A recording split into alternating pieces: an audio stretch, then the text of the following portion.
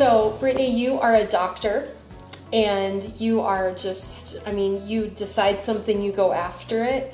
So what are all of your degrees in? Because I marvel at the fact you're a doctor. I'm like, I feel like I do a lot in life and I'm not even close to calling myself a doctor. So talk about your different degrees and also how long it took you, because you're not very old. Well, honestly, I had a goal to get to, like by a certain age, I wanted to have something accomplished, or at least this accomplished. So thinking about all my degrees, definitely communication is my first. So I have a bachelor's in communication, a master's in science and education, and then a doctorate in education, and it's higher education administration. So, wow. Yeah, it's always been a desire for me to reach to the top. And so in my field, I wanted to make sure that I had as many opportunities as possible. And it was, once I started, it was like, all right, I'm going to the top, and I'm not going to let anything stop me. That's awesome. So is this it for degrees, do you think, or just for now? Yes, it is it for degrees. I'm always open to different professional development opportunities. So I'm always trying to figure out what skills can I develop, how can I grow as a person, how can I grow spiritually. So I'm always seeking new opportunities to be better. Including you guys started a business. So that is amazing, because you not only started it, like you developed it, and now it's functioning where, like, we use you, like you're now a company that we're meeting with tonight to do signage. And how did that come about? Was that both you and Chris's idea, or just one of you? Well, the interesting thing is, it's two different businesses. Okay. So the promotional marketing was something that I'd done. I had started out of my communication background. Okay. And so it was just a passion to help people and just trying to figure out how can I use the artistic ability that I have. And so I started with doing like websites and just helping people in any way I can, like promote their business. And then from there, it was like we the vision was given to Chris to start an apparel line. And it was so funny because in my childhood, I'd always wanted to start an apparel line. And so when he said it, I'm like, well, yeah, let's do this. That's awesome. And so with that, we were like, all right, let's offer this to other people. Let's help other people with, promotional marketing and doing shirts and stuff like that. And so that's kind of how it expanded. It just kept expanding to other services and different services that we offered. It's so great. So what advice would you give to people who say, I have this dream, I have this vision, but I'm just so scared to step out? Yeah. What advice would you, or do you give people? Well, there's so many paths to take. And I would say definitely don't allow one path to be that you're in route, because sometimes when we go through a route and it's too bumpy, we stop and we say, oh, well, I'm gonna go back home. That's just, that's the way I see it. But it's all about figuring out what path works for you, and just keep going, stay motivated, keep going until you get to the end, because it may take a year, it may take 20 years, but don't stop. There's always a light at the end of the tunnel. So as business owners, you both work outside of the home, but you have kids. So how do you balance that? Because it's not like you each have one job. You have multiple jobs between the two of you, plus kids. Yeah. We're really finding a passion that we enjoy. So we love to travel. We both have different things. So I love art. So I'm always trying to figure out how can I draw, or how can I use art in a way to just relax sometimes. But the balance is hard sometimes. But it's really the structure that helps us stay focused and helping us like figure out what's, like what things do we need to remove, what things can we continue to maintain. And I actually go back to something that I remember you saying. It was, and I'm probably not saying it exactly how you said it, but it really goes back to what our mission is. And so within that mission is trying to figure out, does this align with our mission? And is it something that really aligns with where we see ourselves? And if it doesn't, we kind of remove it. That's so good. Well, I think a lot of people, they think they can add or they should add, but they never consider what to remove. Like, honestly, I've not heard a lot of people even talk about like family and balance, about removing. Most people want to balance all they have and then go for more. And they don't consider, like, when you added another degree, there were some things you probably subtracted to be able to focus on getting a degree. And that's really noble, but I think a really important thing for like our listeners and our watchers to hear is, oh, like maybe I should consider what to remove. Yeah. What is unimportant or what is just less important. And I'm sure that goes through the lens of your family, probably more than anything. Mm-hmm. So what have been some things that you've had to remove? Oh, that's a really good question. Yeah, I just put you on the spot. You had no idea I was going to ask that. Question. Jobs. Okay. That has been one big thing of trying to figure out which jobs align with what our faith is and what we believe and the mission, or where we see ourselves. Unfortunately, social circles. Yeah. Like, just different things that we realized weren't necessarily going in the same direction. So saying and removing friends, maybe. Correct. Yeah. Okay. Yeah. Which is a lot of people, it's challenging, but a lot of people go, oh, I could never. Yeah. But they'll give less time to their family or their goals because they don't want to hurt somebody's feelings. Did you ever really have to hurt someone's feelings, or were you able to pull back a little, or talk about that? Well, I just say the relationship changed. So it wasn't necessarily removing them out of, like, I still stay in contact with people, but just the way we communicate is different. So I have friends where we'll plan a trip and it might happen 2 years from now. So I have a friend where we're going on a trip in a couple of years. We'll bring our families together. But it's a good time, like, to remember that now we have different friends. We were best friends growing up, but we have our families now, and that's our focus, and we both understand that. But at the same time, we want to make sure we bridge the connection between our families. And so we just changed the way we communicate with them or our relationship. So it's not like you had to have a breakup. Correct. It was just like, we're not going to maybe go to dinner every other week and spend all our time there. I noticed our kids growing up, as we got busier or they got older, we couldn't bring them along to dinners or lunches as often with people they didn't know, but we were bringing them. But we were really in conversation with the adults across the table. And there was a point we realized we need to have these around the table at Texas Roadhouse or whatever, but it needs to be with our 2 kids. And we need to subtract the people that we usually would go to dinner with, because we're going to talk adult, and then they feel like the tag-alongs. And we went, this is a time, even at 7 and 9 years old, they're not the tag-along anymore. We want to engage in conversation with them. And they are more important than any couple friend, any friend that I knew from high school. My kids are more important. So I love that you said that, removing things and evaluating. Like, you guys have probably had to reevaluate your life and your rhythm a lot, because you've got 3 degrees. That's time that you reevaluate. That's really good. I think a lot of people, they just could, like, sit down as a family and put all the cards on the table and say, okay, what do we take out? Like, it's a very good idea. Yeah. Well, I'm curious to know what motivates you. What motivates me in everything? It's not like I think this is it.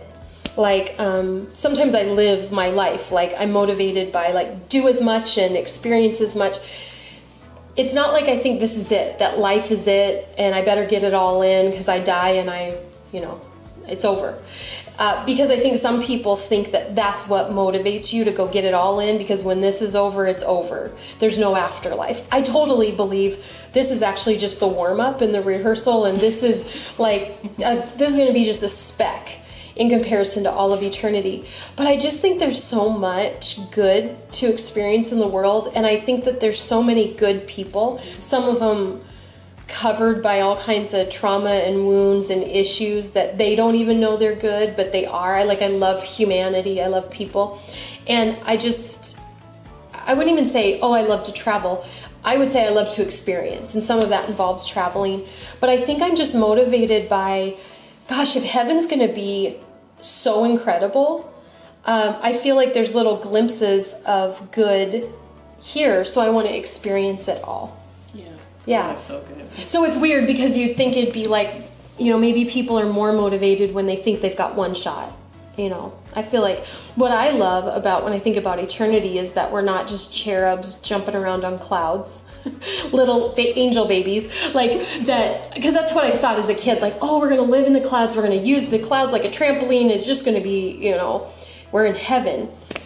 And I think what the coolest thing is that it's actually going to be, we live on earth. It's a new earth though. So it's a perfect earth with no weeds or drought or sin or evil. But like I will physically, like, we'll have mansions. So I'll have a house with an island.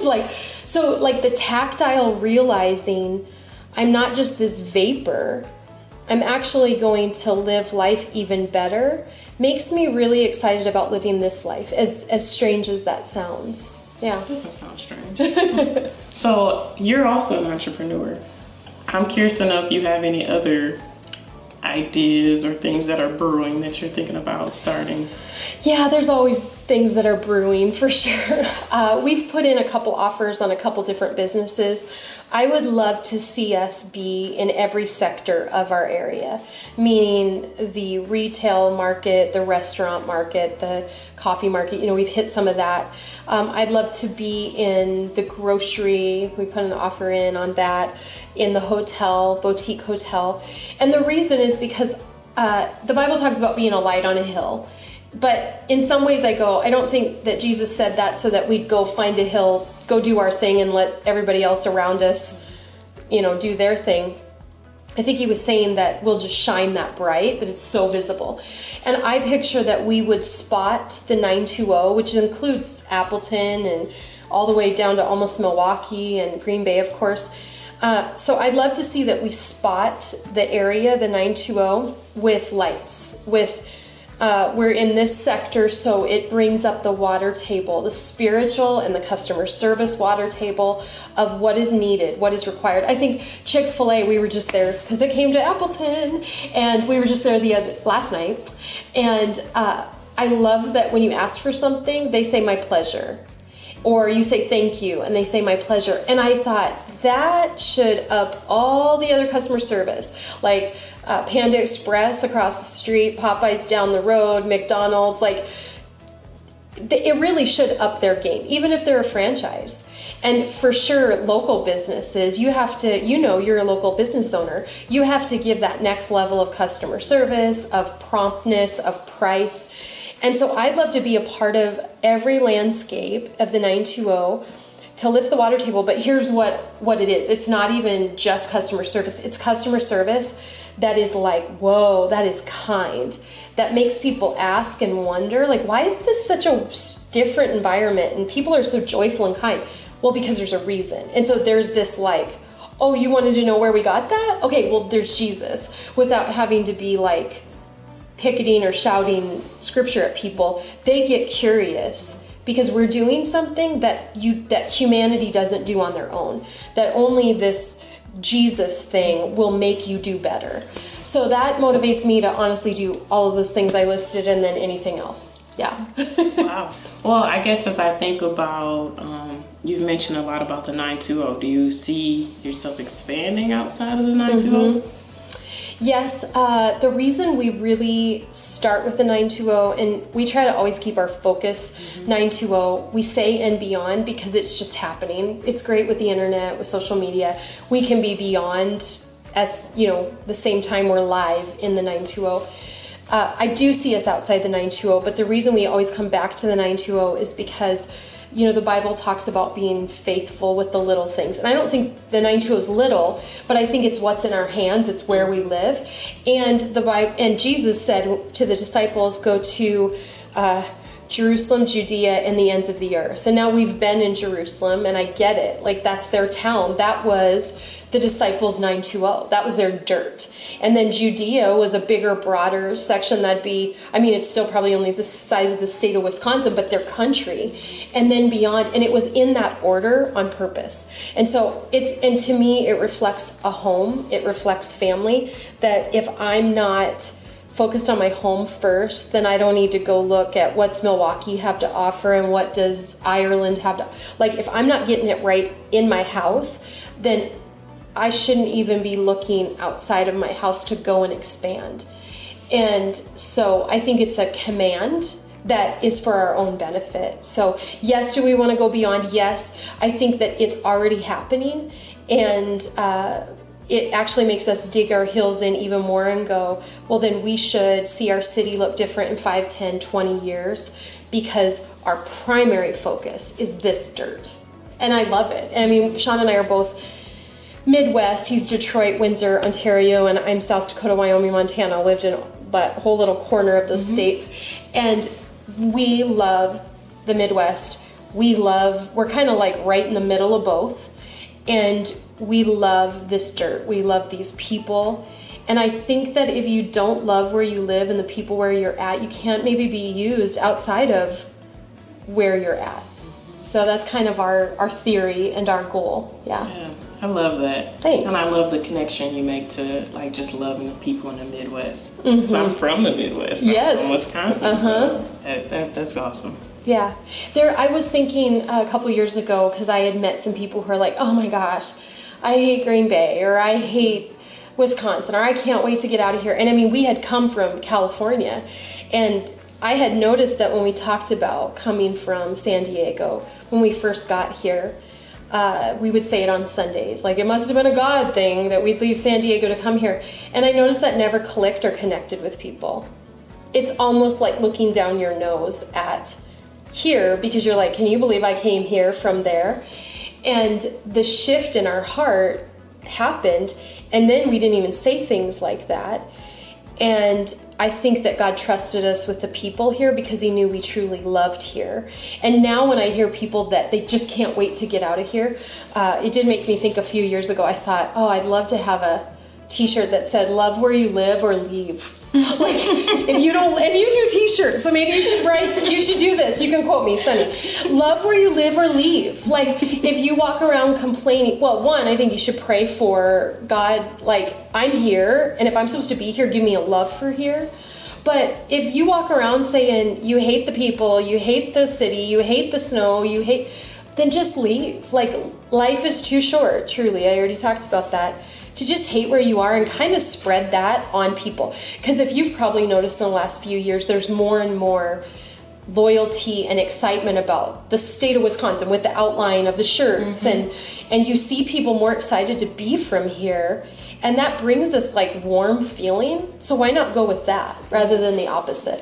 What advice would you give to people who are transitioning here that can't feel like that this isn't home yet, but they're trying to make this home? Like, what advice would you give to them to help them make this home?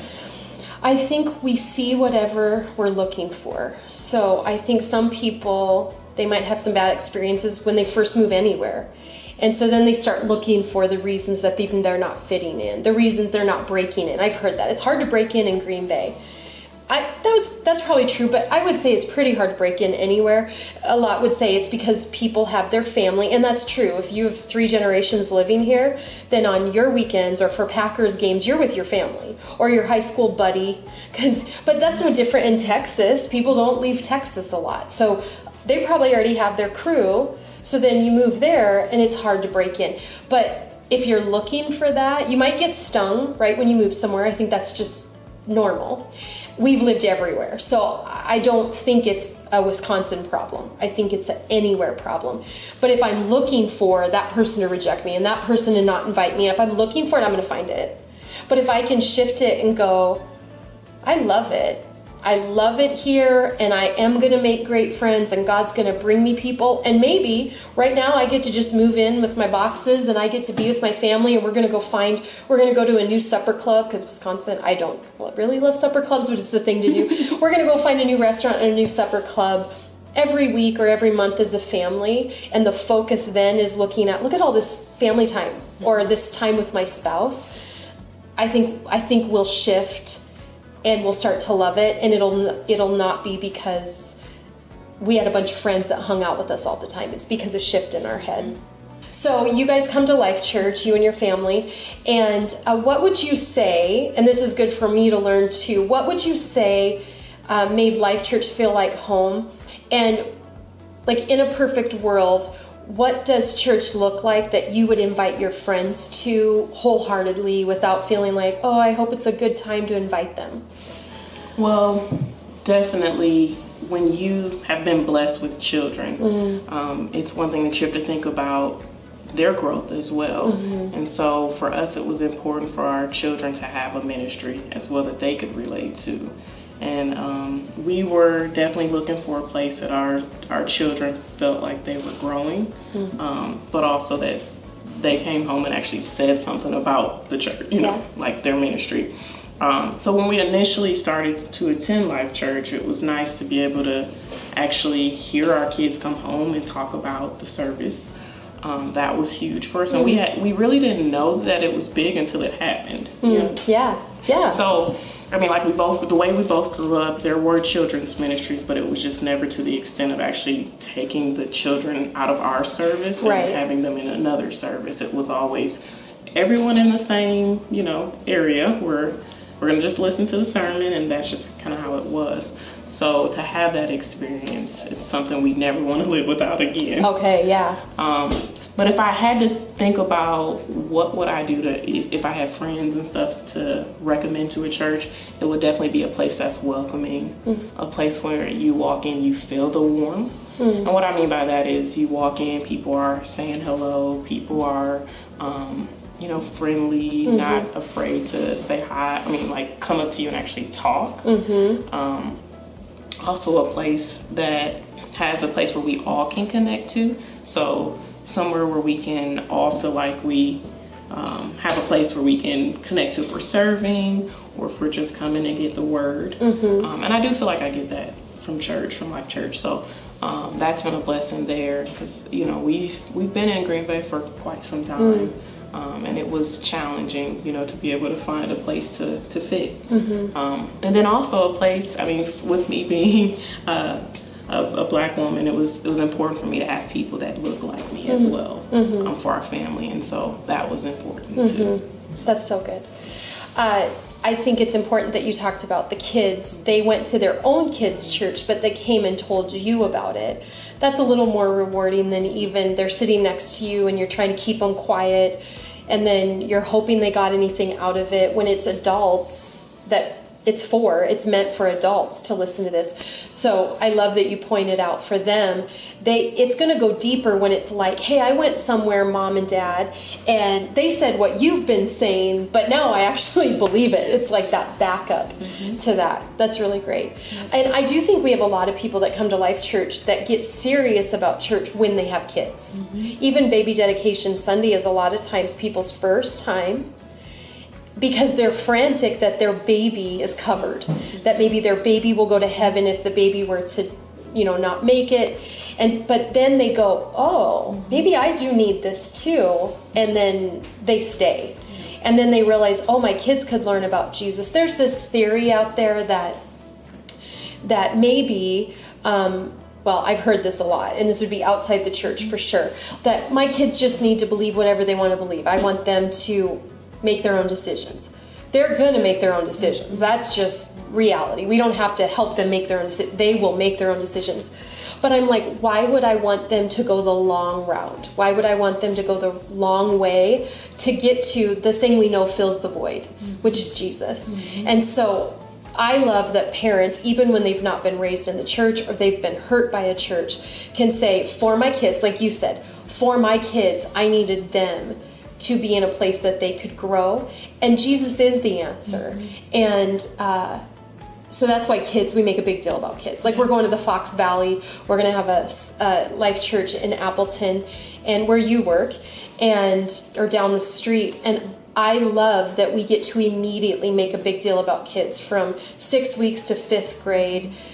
It's not the same as sitting in mass or sitting in service and getting hit in the back of the head or your leg pushed down when you're making the kids are moving their leg and they're asking questions. It is not the same as when they hear about Jesus at their level. So I love that you brought that out. And they spread that to their friends too. When they learn something, they'll tell their friends about it, and their friends will want to go to church. So that's been another way, to be able to invite people is through children. Gosh. Well, and they don't have those inhibitions, right? Like, we can go, I don't want to step on somebody's toes or have that awkward conversation and invite people to church. And kids just do it. And really, if we just did it, half the time people are like, I've been looking for a church, or I've been wondering about that, but when we first moved to Green Bay, we had people say, now, is Life Church for only your parishioners, or is that open to everybody? And I'm like, what are you saying? So, in fact, we would have to say, you're invited on our invite cards. Yeah. Like, we're not just telling you Life Church exists, we're saying you're invited, and no, you don't have to be a parishioner. So there's been a lot of things that have put up walls around Jesus when it's just a come as you are. Yeah. And I'm glad to hear you say that you felt comfortable, like you were seeing people that look like you. And now you're the people people are seen when they walk in the doors and they go, oh yeah, I see people that look like me. That's important. It is important. Super important. And in Green Bay, we aren't a super diverse, or Appleton, we're not a super diverse city. And so it's important to say, hello, we just don't all look the same. So I'm glad you and Chris have been like involved in lots of areas in the church, and I think that you've helped spread the message and the opportunity to so many people that we would have not been as like visually relevant to. So thank you guys for being a part of our life and our church. You too. Yeah, it's been fun.